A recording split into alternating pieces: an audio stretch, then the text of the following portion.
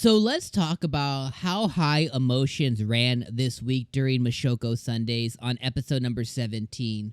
Now, honestly, like this was a gorgeously, beautifully written and beautifully produced episode of animation. Like this episode hits so many tones for me. It's not even funny. Like in all honesty, like this episode hit the heart like big time.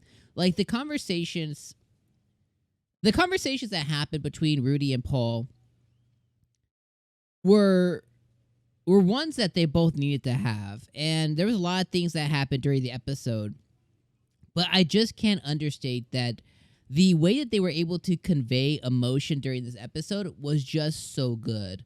Like it was just so good. And for me, there's a couple of things for me on a very, very personal level that really elevated this anime like to another level. And those two things are, I'm a man of a similar age of Paul. So I kind of can put myself in Paul's shoes a little bit on if some crazy scenario that he just had to deal with, not being a big swordsman or anything, but just, some crazy scenario of being put into a foreign land and having to survive and having your daughter, with you and, prioritizing that, but trying to find your wife and your other kid, and not having any communication, no way to communicate. What would you do? You might break down in that situation. You might panic and you just might you just might fall apart. And I could put myself in his shoes.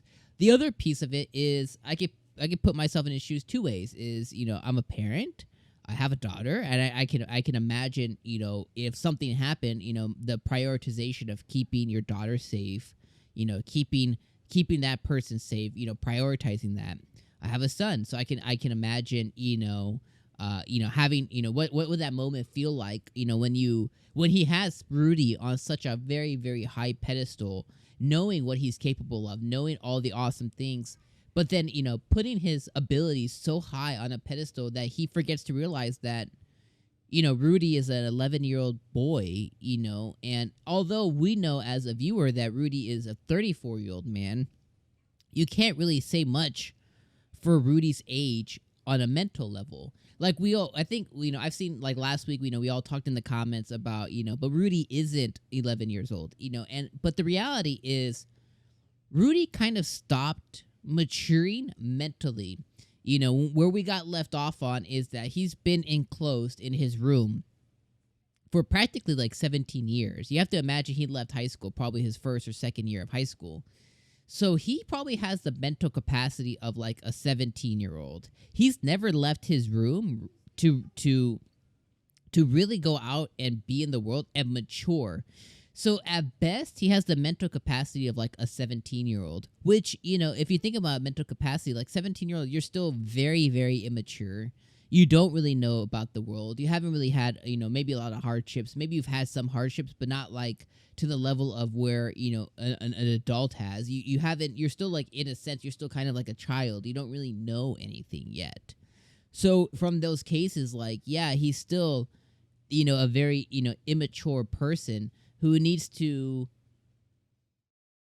meet the median in a certain way. So when 𝐒𝐡𝐚𝐧𝐧𝐞𝐥, this episode, finally talks to Paul, and 𝐒𝐡𝐚𝐧𝐧𝐞𝐥 sets him straight. And I was like, yes, this needed to have happened. And really, it all kind of came full circle, right? If you think about it in a way, it all kind of came full circle. Is 𝐒𝐡𝐴 there couldn't have been a better person for Rudy to have befriended.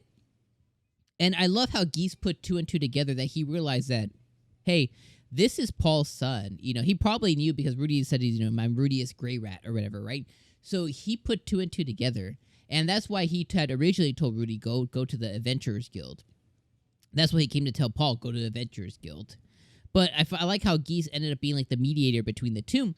And, he spends time laying in verbally to Paul, like, hey, what would you have done at 11-year-olds? Could you have survived all of this? You're ignorant to the demon continent. You have no idea what it's about. There's no food. There's no water.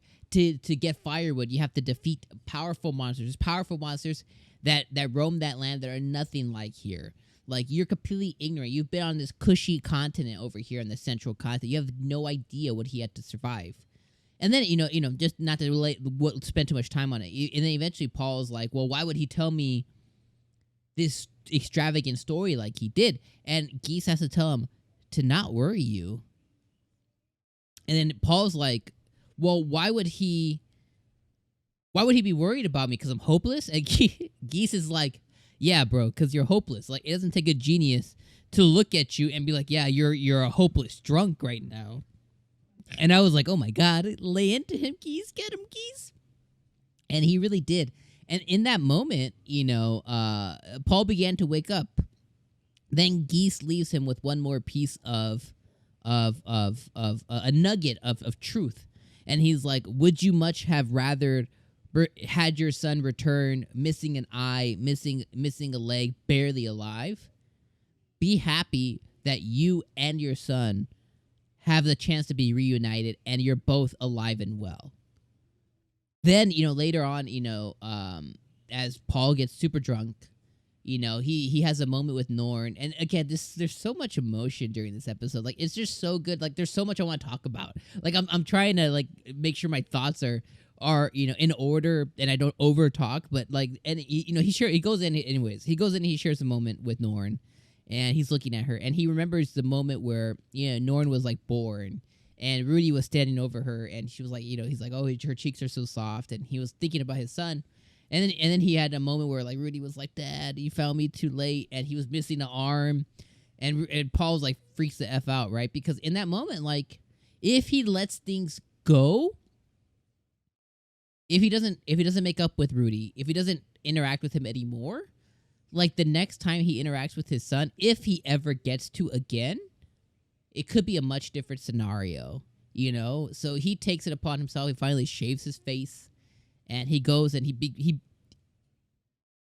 becomes he's the better man at that point. Not the better man. He takes a bigger step, and he goes and seeks out Rudy. And then that's where, we see the moment happen. Also, I love how Eris lost her crap on him. And I love how Rudyard beat her up because she refused to let up. Like, she got a black guy. Rudyard, like, laid in on her because she didn't want to let up. She was about to go in on Paul. But then, after that is where we get the moment of them at the bar. And the bartender, oh my God, the bartender was just fed up with the awkward silence and the awkwardness. So much so that he kind of forces them to, he forces Rudy to look at his dad.